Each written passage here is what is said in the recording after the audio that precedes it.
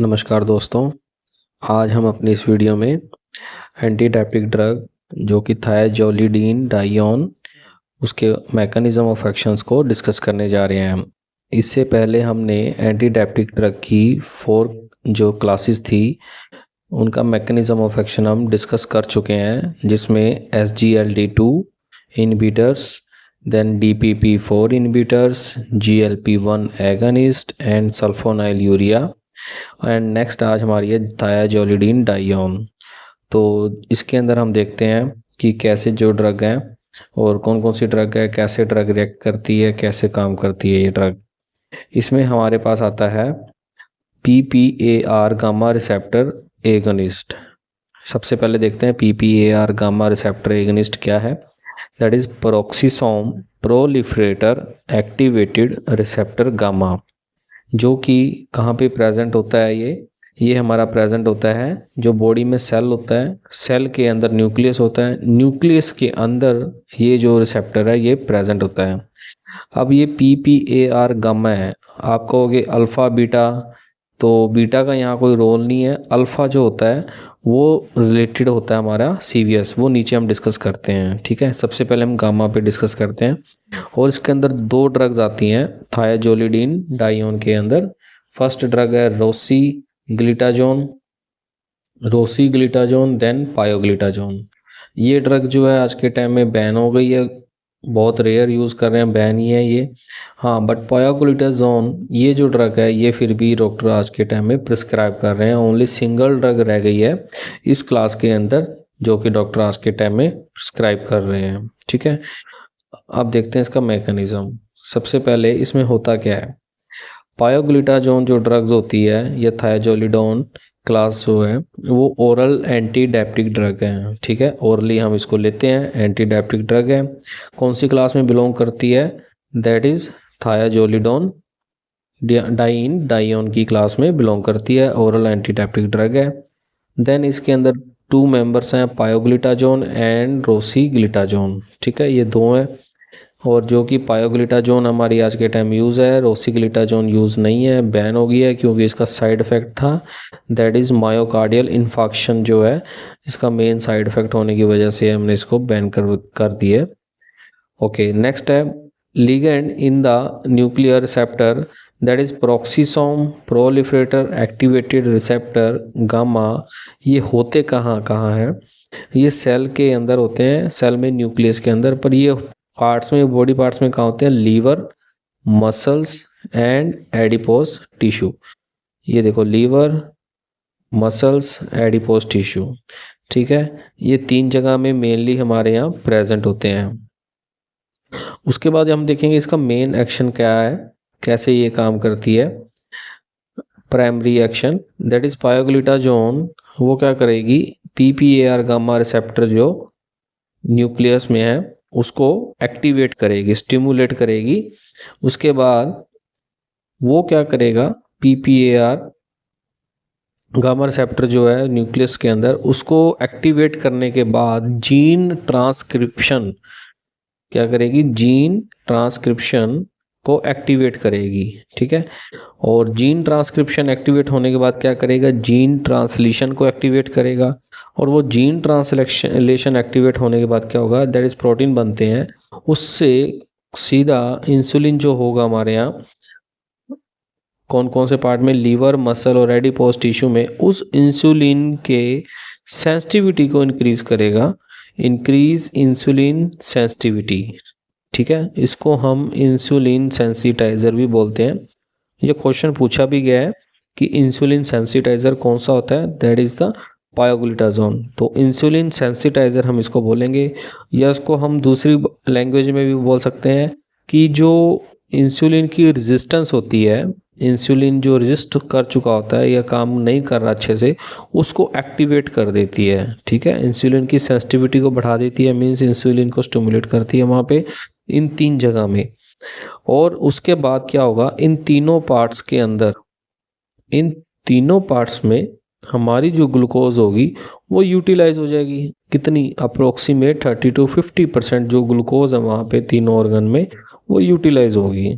ठीक है, अब इसमें मेन क्वेश्चन ये है, हमें इंसुलिन चाहिए, किसको, मीन्स जो ये ड्रग है पायोग्लिटाजोन, उसको इंसुलिन बॉडी में ऑलरेडी अवेलेबल होगा तभी ये काम करेगी। Pioglitazone require the insulin, presence of insulin for its pharmacologically action.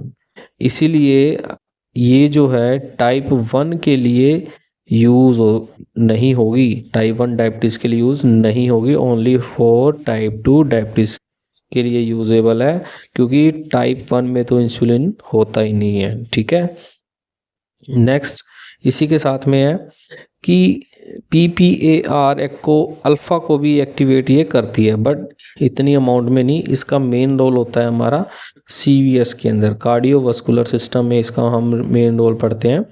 प्रोक्सिसोम प्रोलिफरेटर activated receptor alpha, ये हम बीटा के ऊपर हम बात कर रहे हैं, पर ये थोड़ा बहुत एक्शन करता है अल्फ़ा पे भी, इसीलिए इसका कुछ इफेक्ट हार्ट के रिलेटेड भी पड़ता है, जिसके अंदर ये क्या करता है, ट्राइग्लिसराइड जो होता है उसको डिक्रीज करता है।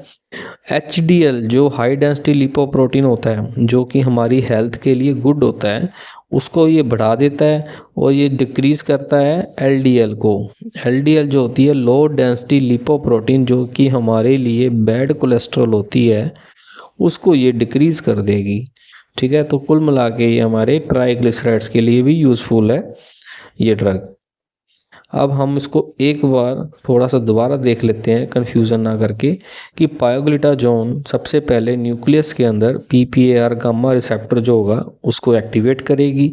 उसको एक्टिवेट करने से हमारा जो होगा जीन ट्रांसक्रिप्शन एक्टिवेट होगा, जीन ट्रांसक्रिप्शन एक्टिवेट होने से जीन ट्रांसलेशन एक्टिवेट होगा, जीन ट्रांसलेशन एक्टिवेट होने से क्या होगा, हमारा वहाँ पे इंसुलिन जो है सेंसिटिविटी उसकी इंक्रीज़ कर देगा, और इंसुलिन जो है वो वहाँ पे ज़्यादा वर्क करेगा। ठीक है, पर ये पूरी बॉडी में नहीं, सिर्फ 3 मेन ऑर्गन्स में, liver, muscle cell and adipose tissue में, वहाँ पे क्या होगा, जो अपना प्रेजेंट होगा ग्लूकोज, वो यूटिलाइज होना शुरू कर देगा। मीन्स ग्लूकोज जो है वहाँ पे ख़त्म होना शुरू हो जाएगा, यूटिलाइज हो जाएगा बॉडी के अंदर उन 3 जगह में, और नया ग्लूकोज वहाँ पे नहीं बनेगा। ये बात बतानी भूल गया था कि नया ग्लूकोज वहाँ पे नहीं बनेगा।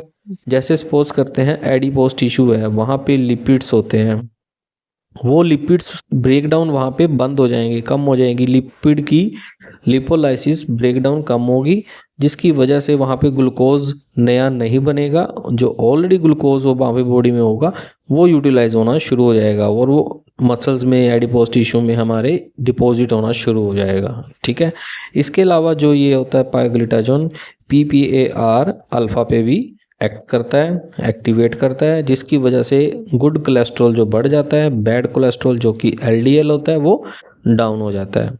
आई थिंक आपको इतना समझ लग गया होगा।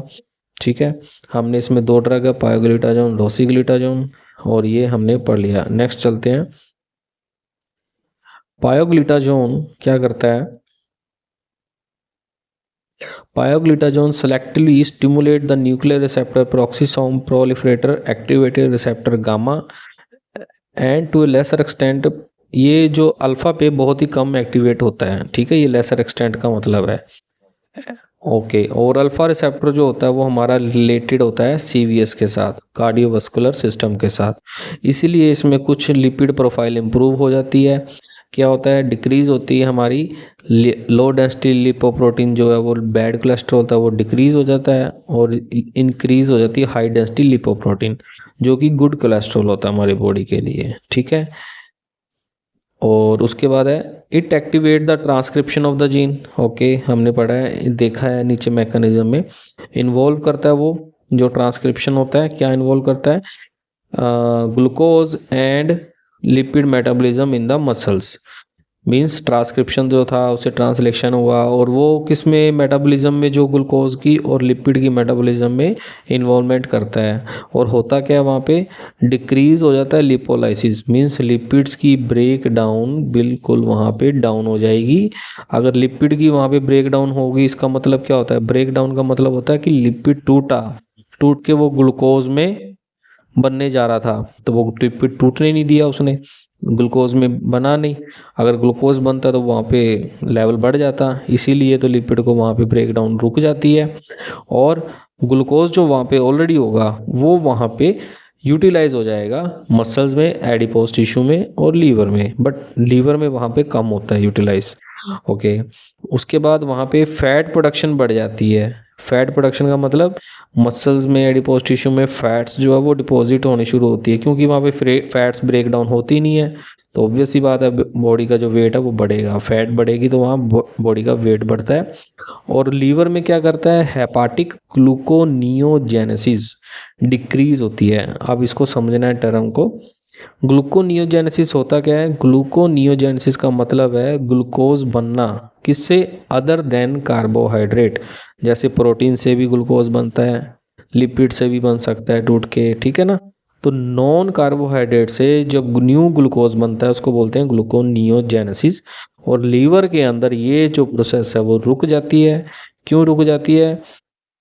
ये नया ग्लूकोज को बनने नहीं देते हैं, और जो ग्लूकोज ऑलरेडी लीवर में होता है उसको वो बॉडी, लीवर जो है, यूटिलाइज करना शुरू करता है। तो जिसकी वजह से हमारी ग्लूकोज की increase the glucose utilisation and decrease the glucose production. देखो होता क्या है, हम वीडियो इसलिए बना रहे हैं कि बुक्स के अंदर कई बार लैंग्वेज जो होती है वो टिपिकल होती है।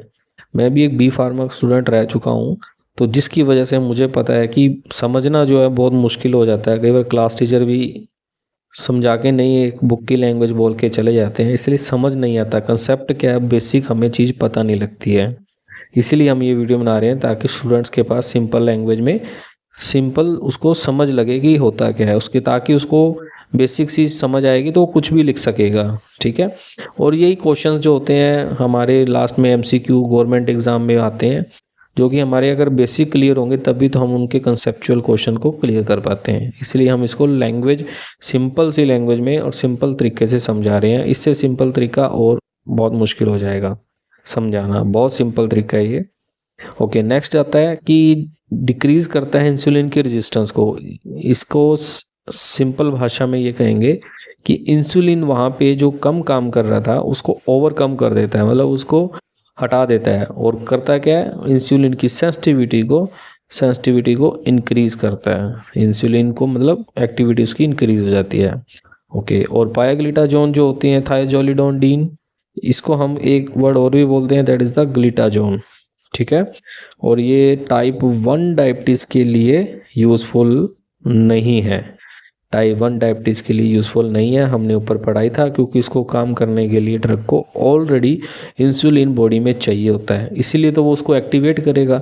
अगर इंसुलिन ही बॉडी में नहीं होगा तो ये एक्टिवेट किसको करेगा, स्टिमुलेट किसको करेगा, ठीक है ना। ओके, तो अब देखते हैं इसका साइड इफेक्ट क्या है। साइड इफेक्ट क्या होगा, देखो जब ये हमारी बॉडी में फैट प्रोडक्शन करेगा इंक्रीज, वहाँ पे लिपिड जो है ब्रेक डाउन कम हो जाती है, तो वहाँ पे चांसेस हो जाते हैं ओडिमा के, तो वहाँ पे ओडिमा के चांसेस बढ़ जाते हैं। सबसे मेन साइड इफ़ेक्ट है।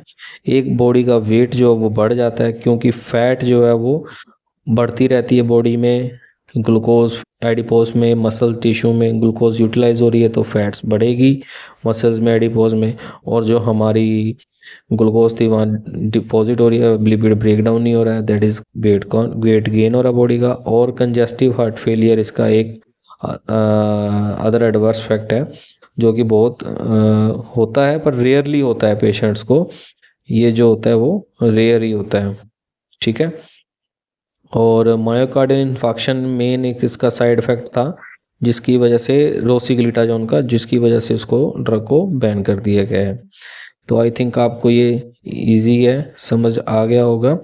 पायोग्लिटाजोन, एक बार इसको आप अपने तरीके से द्वारा रीड कर लेना और समझ भी सकते हो। और ये डायग्राम बहुत बेसिक सी है, इसको आप अपने सिंपल लैंग्वेज में कैसे भी लिख सकते हो, ठीक है दोस्तों। Thank you.